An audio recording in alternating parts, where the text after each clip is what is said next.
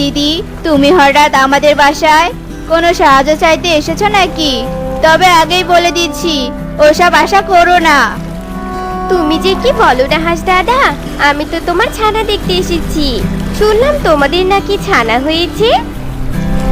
শুনেই ছুটে এসেছো ছানা দেখতে, কিন্তু এখন তো আমাদের ছানা ঘুমাচ্ছে। না না, এখন তো আমার ছানাকে দেখতে পাবে না। তুমি বরং অন্য কোনো দিন এসো। এটা কি হলো? হাঁস দাদা আমার মুখের উপর দরজা লাগিয়ে দিল।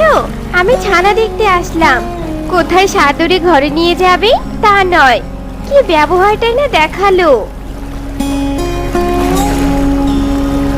কি গো ছানা, কি দেখছো তুমি? সারা জীবন কি বাসায় বসে থাকবে, নাকি এবার সাঁতারটাও শিখবে বলো? কি করবো বলো মাছ? বাবা মা তো এখন আমাকে সাঁতার শেখাচ্ছেই না, তাই তো বসে বসে তোমার সাঁতার কাটা দেখতে হচ্ছে।